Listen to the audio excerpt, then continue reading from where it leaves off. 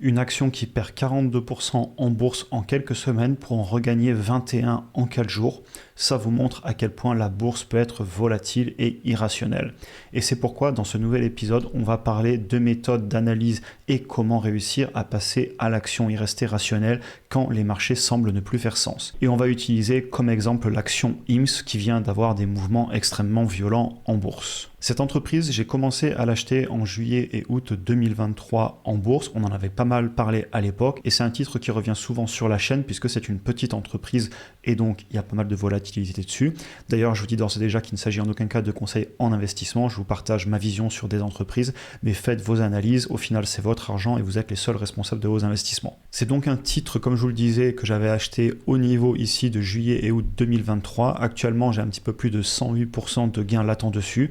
Et par contre, si vous regardez récemment, on a eu beaucoup de volatilité. On voit qu'on a fait moins 42% depuis début août et on vient de reprendre plus de 21% en 4-5 jours. Et c'est clairement un vrai ascenseur émotionnel. Même pour moi, si vous regardez, aujourd'hui j'ai un petit peu plus de 108% de gains latents, mais si je prends les plus hauts d'il y a encore quelques semaines, j'étais à plus de 200% de gains latents pour être revenu à seulement 100% aujourd'hui.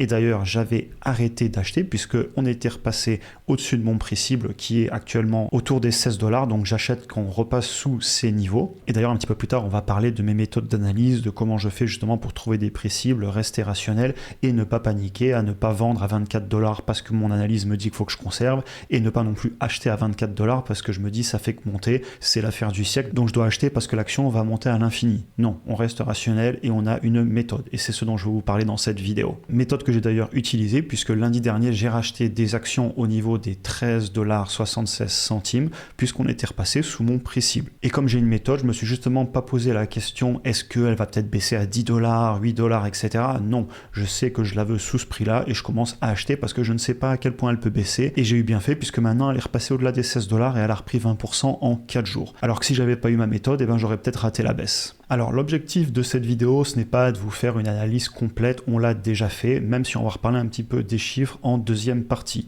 L'objectif de cette vidéo, c'est plutôt de vous montrer comment j'ai analysé l'entreprise, comment j'ai trouvé cette bonne affaire à l'époque quand elle était ignorée par le marché et de vous amener le maximum de valeur ajoutée pour vous aider vous aussi à trouver les bonnes affaires de 2024 comme on l'a fait sur la chaîne en 2023 avec plein d'entreprises, de Meta à Google, à Nvidia, etc. J'aime travailler sur des exemples, donc on va directement aller voir ce qui m'avait attiré sur IMS à l'époque. Donc ce qui m'a confirmé à l'époque l'envie d'analyser l'entreprise, c'était clairement la croissance du chiffre d'affaires, le fait que ce soit une entreprise qui a aussi notamment des grosses marges brutes.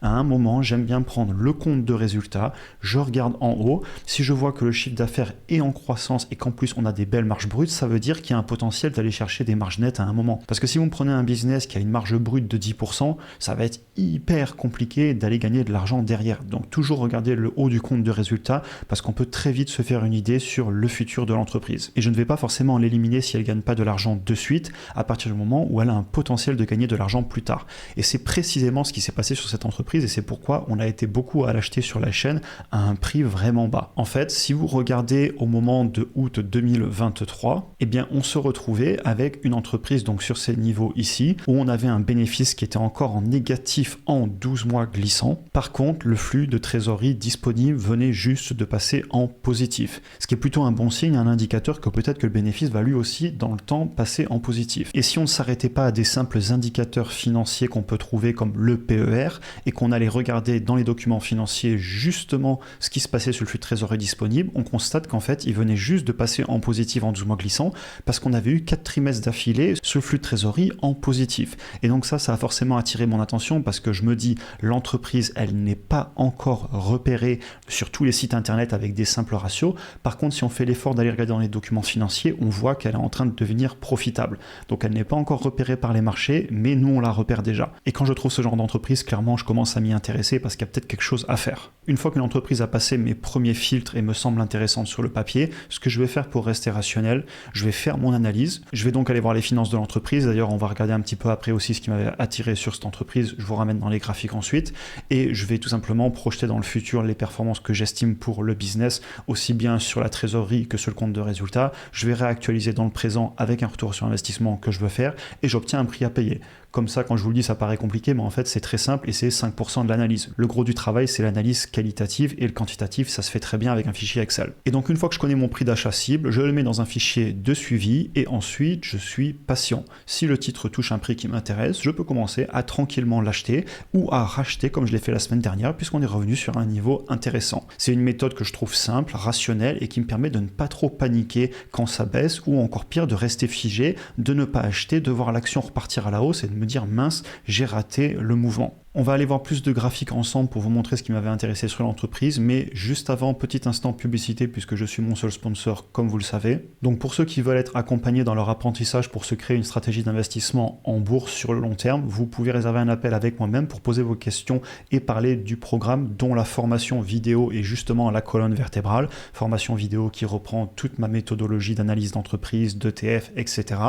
Mais j'ai voulu aller beaucoup plus loin qu'une simple formation vidéo et c'est pour ça que j'ai rajouté des coachings individuels avec moi-même sur plusieurs mois afin que vous me posiez vos questions pendant que vous êtes en train de travailler sur votre stratégie qui sera unique à votre profil et que vous ne soyez pas devant une énième formation vidéo sans aide. Vous avez aussi accès à mon portefeuille bourse, mes achats et mes ventes, mes analyses mises à jour, etc. Si tu es intéressé, premier lien en description pour réserver un appel avec moi-même afin de te présenter l'intégralité du programme et répondre à tes questions. On peut aussi en parler sur Instagram et un immense merci pour votre soutien depuis les débuts. D'autres graphiques qui m'ont mis clairement la puce à l'oreille sur ce titre. Quand on regarde une entreprise qui ne gagne pas encore d'argent, on peut très vite s'inquiéter au niveau de la dette, parce que même si elle vient juste de passer en flux de trésorerie positif, si on a énormément de dettes et qu'on va mettre 40 ans à la rembourser, ça peut être inquiétant.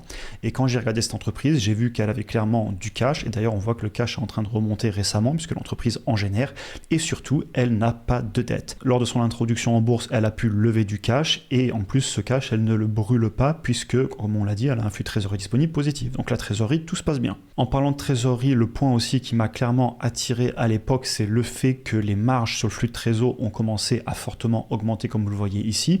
On est passé en quelques temps d'à peine plus de 1% de marge alors qu'on était en négatif avant à aujourd'hui plus de 8% de marge. Et je tiens aussi à dire que pour une entreprise qui est jeune et donc qui généralement va émettre des actions pour attirer des talents, et bien on a quand même le flux de trésor auquel on retranche les actions distribuées du coup aux employés et à la direction qui est toujours en positif. Ce qui montre quand même qu'ils ne sont pas en train de se payer trop grassement en action puisque ça ne vient pas repasser le flux de trésorerie en négatif. Cependant, ça reste un point à surveiller et on va le voir juste après dans les documents financiers dans lesquels on va rentrer ensemble puisque en effet, ils émettent régulièrement des actions. Donc, il faut le surveiller.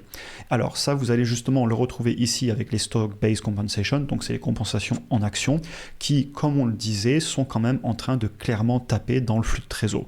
On n'est pas passé en négatif avec ou sans, donc c'est plutôt bon signe, mais c'est un point à surveiller. Cependant, c'est une entreprise jeune et moi, ça me choque pas qu'ils émettent de nouvelles actions si ça permet à l'entreprise d'avoir des personnes qui vont tirer l'entreprise vers le haut. Et vous retrouvez aussi ici au niveau du bilan le fait qu'ils ont beaucoup de cash et des actifs et des investissements court terme et qu'à l'inverse, vous voyez, on n'a pas de problème de dette. Donc très positif, l'entreprise d'un point de vue financier actuellement, elle est saine et en plus, elle brûle pas de cash, elle en génère. Je voulais aussi vous montrer dans le compte de résultats le fait que c'est un business qui m'a attiré grâce aux revenus récurrents. Si vous regardez, on a une croissance sur le chiffre d'affaires qui est excellente. Clairement, je tiens à le dire, sur le long terme, elle va ralentir forcément. Et d'ailleurs, dans mon analyse, je ne me suis pas amusé à mettre 30-40% de croissance sur 10 ans. Clairement, c'est pas réaliste. De toute façon, je fais généralement des analyses assez conservatrices dans mon Excel, clairement. Ce que je voulais dire, c'est que vu que l'entreprise a des revenus récurrents, d'ailleurs, si vous voulez savoir ce que fait l'entreprise, etc., allez voir les autres vidéos que j'ai fait dessus, eh bien, on constate qu'ils ont beaucoup de dépenses en marketing. Par contre, les dépenses en marketing augmentent beaucoup moins vite que les revenus. Tout simplement parce qu'une fois qu'on a obtenu un nouveau client, vu qu'il va continuer de façon générale à payer tous les mois, c'est pas le cas de tout le monde, mais une majorité va continuer à payer, eh bien on se retrouve avec une entreprise qui voit ses dépenses croître moins vite que son chiffre d'affaires. Et ça, c'est excellent puisque ça permet d'augmenter les marges dans le temps. Donc comme je vous le disais, l'idée de cette vidéo, c'était de vous montrer plus une méthodologie. Vous avez plein d'analyses complètes sur la chaîne pour aller voir en détail aussi bien cette entreprise IMSS en particulier que plein d'autres entreprises que j'ai pu acheter. Là, je voulais vraiment vous rappeler la méthodologie qui permet de pas trop être émotionnel en temps de volatilité sur les marchés. Et si je vous dis ça, c'est parce que clairement pour moi, si on achète l'action à 24$ comme on l'a vu juste après, elle redescend à 16$. Si on ne sait pas pourquoi on l'a acheté, on peut paniquer parce qu'on va être en négatif. Et imaginez, elle descend encore plus bas à 8$. $8, clairement ça va être très dur de tenir émotionnellement si on n'a pas fait son analyse et si on n'a pas ses convictions. Et c'est pour ça qu'on voit souvent des personnes qui sont parfaitement confiantes à avoir des positions en négatif sur le court terme en bourse, puisque sur le long terme, on est confiant dans nos chiffres. Et ça nous est arrivé en 2022 et 2023 sur plein d'entreprises qui étaient repassées en négatif, rappelez-vous de Meta, de Google, etc. Et aujourd'hui, on est largement repassé en positif. Mais on a pu tenir la volatilité parce qu'on savait où on allait d'après nos chiffres. Et pour conclure sur IMS actuellement, eh bien, je ne l'achète plus à nouveau, puisque vous constatez qu'elle est repassée au-delà des $16. Et si elle venait à rebaisser en dessous, pourquoi pas doucement reprendre un DCA jusqu'à que ma position soit convenable par rapport à mon portefeuille, évidemment toujours diversifié. En particulier sur IMS, c'est une action risquée, sachez-le, c'est une toute petite entreprise avec beaucoup de croissance. On a de la concurrence, des risques de régulation, des risques aussi intrinsèques au fait que c'est le secteur de la santé, donc on peut avoir des problèmes sur le plan légal. Donc ayez toujours vos analyses et surtout vos positions en conséquence dans votre portefeuille, diversifié et gérez ça en pourcentage. Pour conclure cette vidéo, analyse et méthode pour diminuer les émotions et réussir à tenir sur le long terme. Et j'ai d'ailleurs fait ce vendredi une vidéo sur Apple assez pertinente dans laquelle je vous montre vraiment ce qui se passe quand on est sur une entreprise depuis par exemple plus de 5 ans et ça vous montre que ces mouvements de 40%, de 20% sur quelques semaines, sur le court terme ils font très peur, mais sur le long terme